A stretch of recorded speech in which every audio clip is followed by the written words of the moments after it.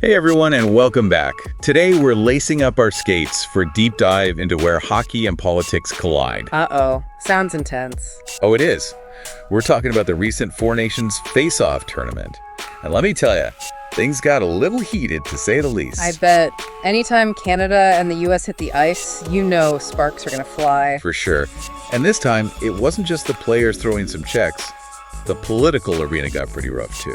We've got news articles, game summaries, the whole 9 yards. So what kind of stuff are we talking about here? Any specific incidents that stand out? Oh, we're talking everything from President Trump suggesting Canada become the 51st state to a prime ministerial clapback that'll be in the history books. Wow. Okay, you've definitely got my attention now. And that's not even mentioning the on-ice brawls that would make even Don Cherry blush. Sounds like this tournament was more than just a game. It was a reflection of the whole U.S.-Canada relationship.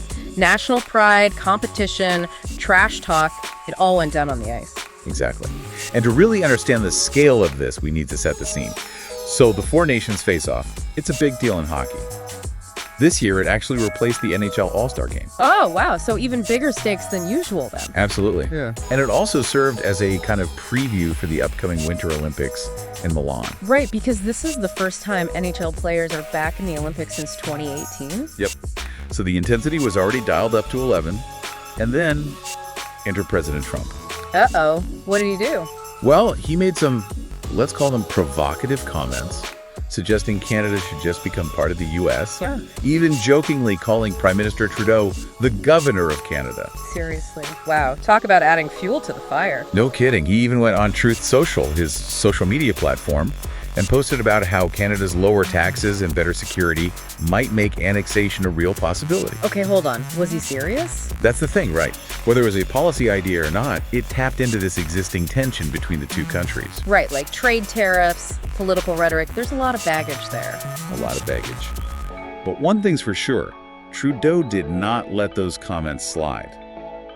After Canada won the tournament, he posted this epic response on X. "You can't take our country, and you can't take our game." Mic drop moment, right? Oh, for sure. Turning a hockey victory into a statement about sovereignty, brilliant. Talk about a power move. It really got people talking. Yeah. And the crazy thing is, this political tension wasn't just in speeches and online. It spilled into the stands, even onto the ice. You mean like fans getting rowdy? Oh yeah, we saw fans booing both the American and the Canadian national anthems in some of the earlier games. Wow. That's a pretty strong statement. It makes you wonder, were they just caught up in the rivalry, or were there deeper frustrations fueling that? That's the question, isn't it? It really shows how sports can become a lightning rod for these bigger societal tensions. And in one USA-Canada watch, things got so heated that 3 fights broke out within 9 seconds. 3 in 9 seconds. Wow, you're not kidding about this being heated. It felt like the on-ice tension was mirroring the political climate. Yeah. Crazy, right? Yeah, like the players were channeling all the anxiety and frustration from the fans, turning it into this physical release. Totally. Yeah. It was captivating to watch, but also a little unsettling at times. But hey, there were also moments of unity amidst all the drama. Like in the final game held in Boston, fans on both sides were singing their national anthems, and it was kind of respectful, you know, like a reminder that, hey, we're all here for the game we love. That's what's so great about sports. Even with the intense rivalry, there's this underlying human connection. It's a powerful thing. For sure. Okay, so now that we've laid out the political drama, fan reactions, all that, let's get into the actual hockey. This final game, it was a nail-biter. Canada winning 3-2 in overtime. Overtime. Man, every shot must have felt like sudden death. Absolutely. Speaking of which, we should probably explain how overtime works in hockey. If the game's tied after regulation time, they go into this sudden death overtime period. First goal wins. Talk about pressure. Yeah, no kidding. Every move counts. In this case, it was Canada's captain, Connor McDavid, who scored that game-winning goal. McDavid. That guy is a legend, one of the best players in the world. This just adds to his legacy, doesn't it? Up there with Gretzky, Crosby. Exactly. Did you see this kind of moment coming for him? You know, even before this tournament, folks were saying McDavid was destined for greatness. And this goal, it just solidified his place in hockey history, the kind of moment that captures a nation's imagination. It's amazing how one goal can have that much impact, isn't it? It really is. And the crazy thing is, McDavid is only 26. So much of his career is still ahead of him. It's like we're watching a hockey legend in the making. That's a great point. It's like we're witnessing this new generation of stars emerge. This tournament was significant for another reason too, right? It was basically a sneak peek at what we can expect at the Winter Olympics. Oh, totally. This Four Nations face-off was like a high-stakes dress rehearsal for the main event in Milan.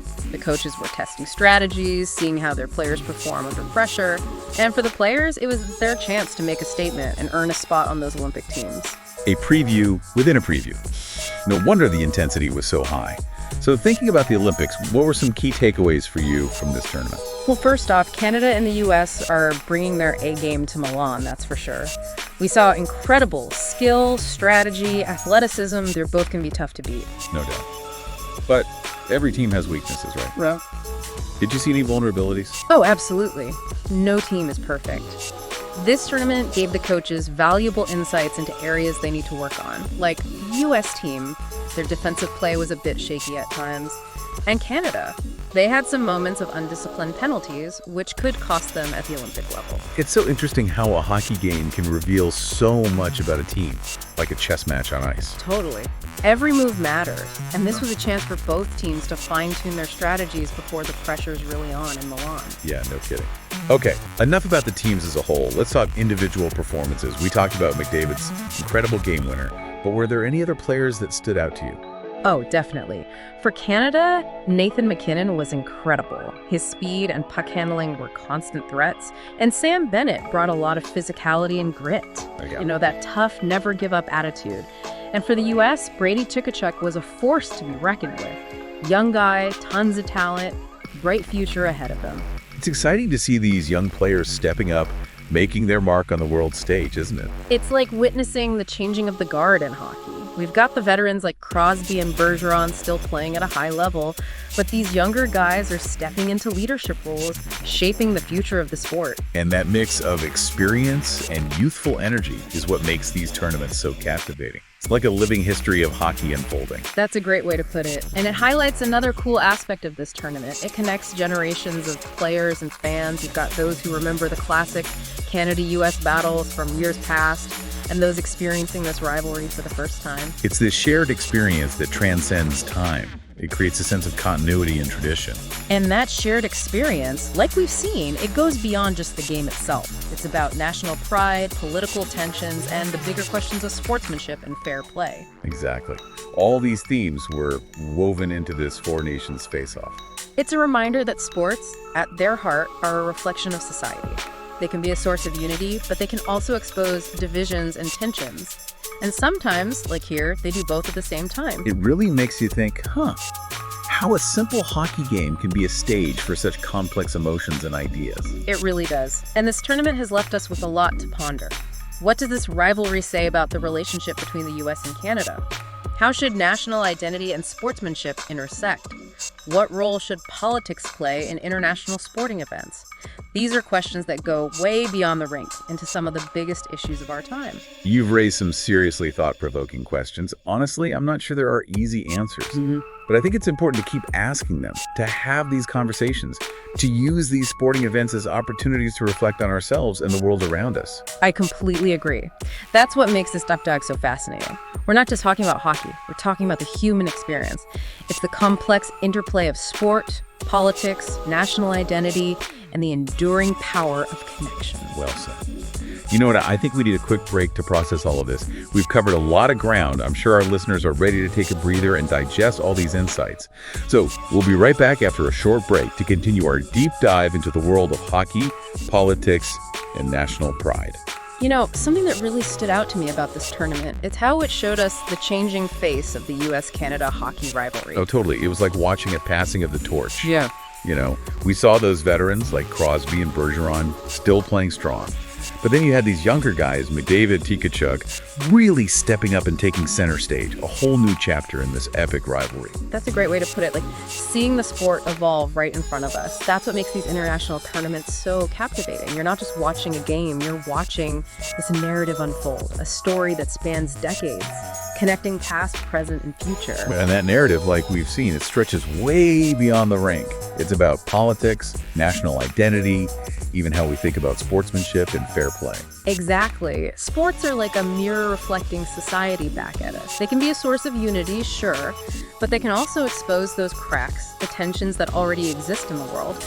And sometimes they do both at the same time. So let's talk about those moments when the rivalry maybe crossed the line. Fans booing anthems, those 3 fights breaking out in seconds. It felt like that political tension was bleeding onto the ice. It definitely makes you think about how we as fans engage with sports, you know? Cheering for your team is one thing, but when does that passion turn into something disrespectful, even harmful? It's a tough question, no easy answers. And it makes you wonder how much of this behavior is influenced by what's happening in the political world.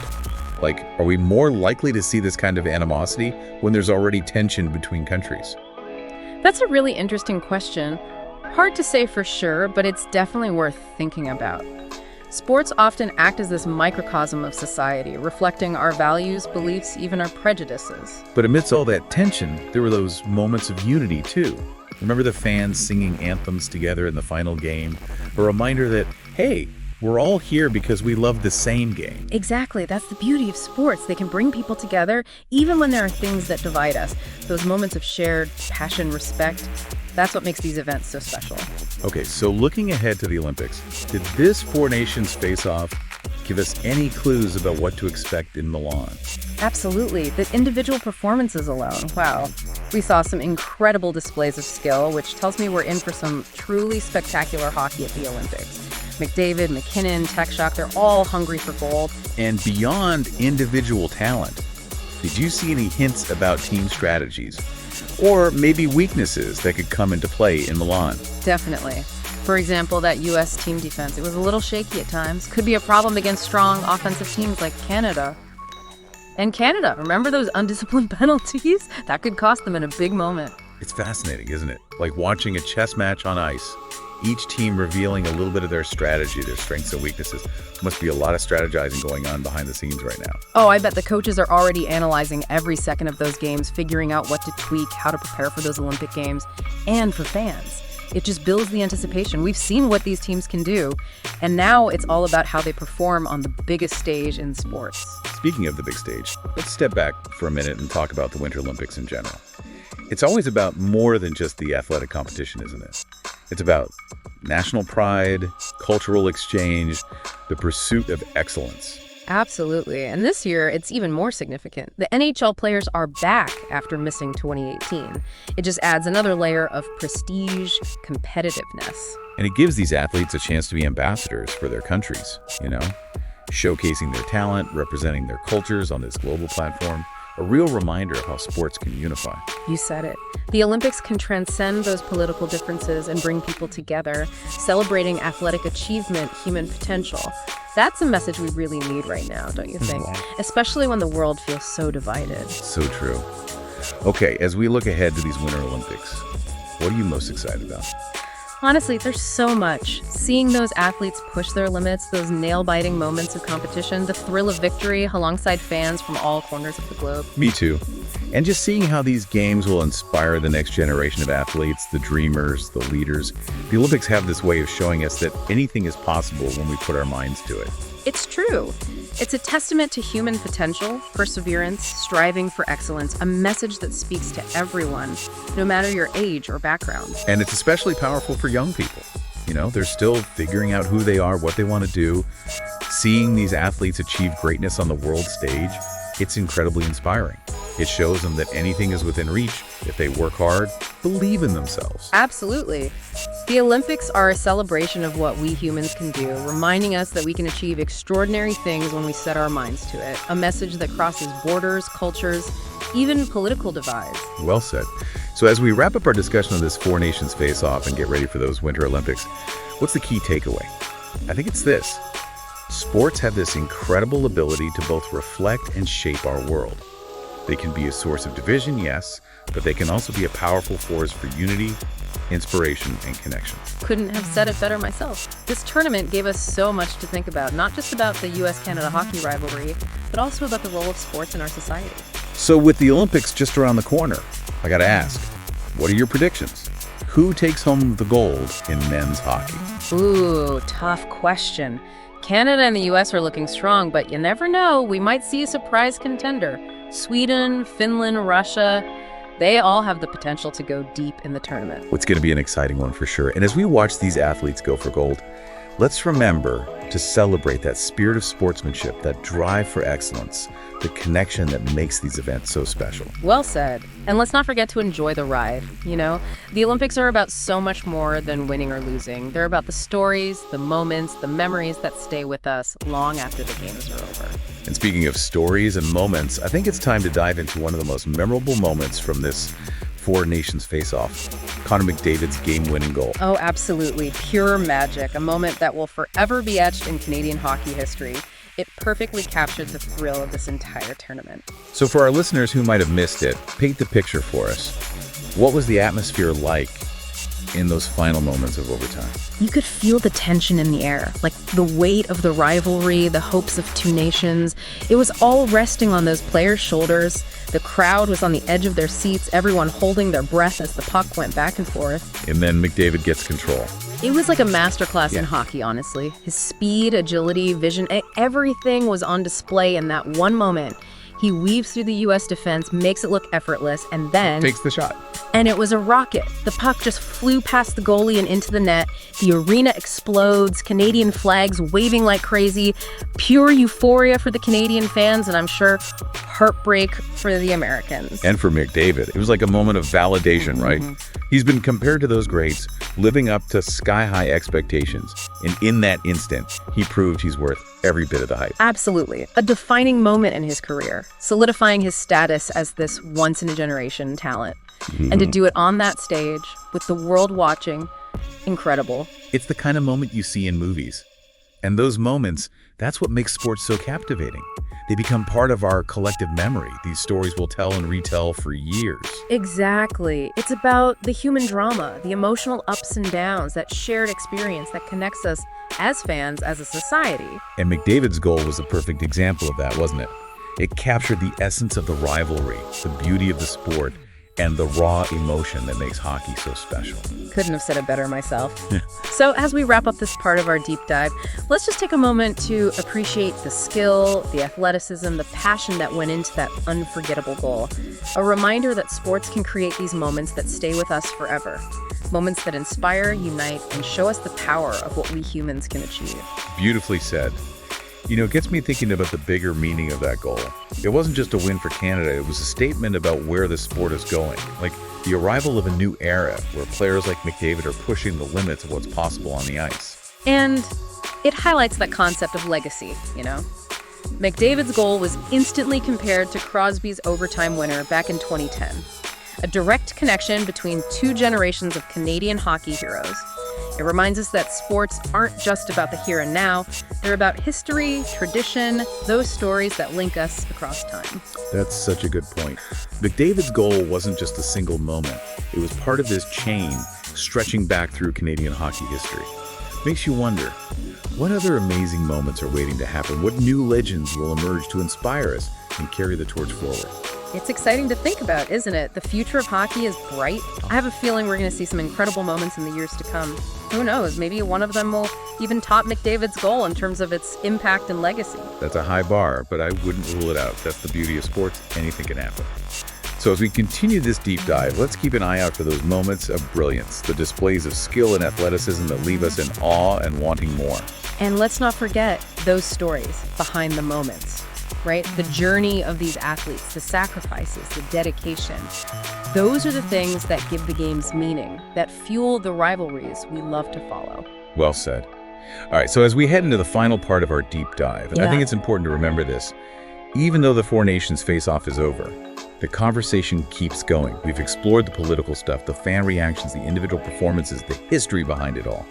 But there's still so much to unpack, so many layers to this story. And that's what makes this deep dive so rewarding, right? We're not just skimming the surface, we're diving into what makes sports so compelling, so thought-provoking, so connected to what it means to be human. And in this final part, we're going to tackle some of those bigger questions, the ones that have been lingering throughout our conversation. the future of this rivalry, the role of sports and diplomacy, and the ethical questions that pop up when politics and sports collide.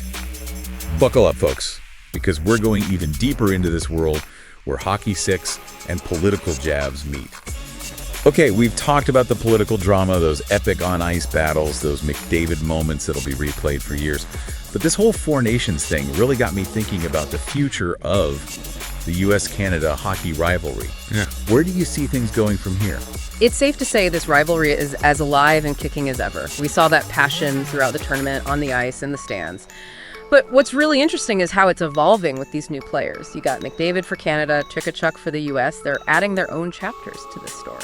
And what about the role of politics in all this? We saw how those comments from Trump about annexation really stirred the pot. Think that'll continue to be a factor? Politics will always be there, especially in a rivalry with this much history. These games, they're more than just a game. They're about national pride. But the trick is finding that balance, recognizing the political stuff without letting it take over the sport itself. Because at the end of the day, it's about the love of the game. Right. 100%. And most fans, I think, they get that. A little trash talk is all part of the fun, but there's a real respect underneath it all. Like, yeah, we're rivals on the ice, but neighbors, friends, even partners off the ice. Exactly. And that's something important to remember, especially these days when everything feels so divided. Sports have this way of bringing people together, reminding us of our shared humanity, even when we're rooting for different teams. Love that. Okay, zooming out a little bit, we've seen how sports can be a way to express political views, even a tool for diplomacy. Like ping-pong diplomacy between the U.S. and China back in the day. Could hockey play a similar role in U.S.-Canada relations? It's definitely possible. Sports have this way of breaking down those walls, opening up conversations in a way that traditional diplomacy can't always do. You think about the shared passion, the emotional investment. It's a starting point, something to build on. It really is. It makes you think, what if we saw more political leaders embracing that kind of sports diplomacy? Could it be a way to, ease tensions, build bridges? Now that's an interesting thought. Imagine leaders from different countries just watching a game together, sharing that love of the sport, a little friendly competition. It could be a way to connect, understand each other better, maybe even lay the groundwork for solving other problems down the road. Love that idea. Trading political jabs for hockey pucks, right? Mm-hmm. Maybe that's the secret to world peace, a global hockey tournament. Maybe not world peace, but definitely a step in the right direction. Okay, so we've talked about the future of the rivalry, the potential for diplomacy, but there's another side to this we can't ignore, the ethical stuff. When politics and sports mix, things can get complicated. Where do you see those ethical lines being drawn?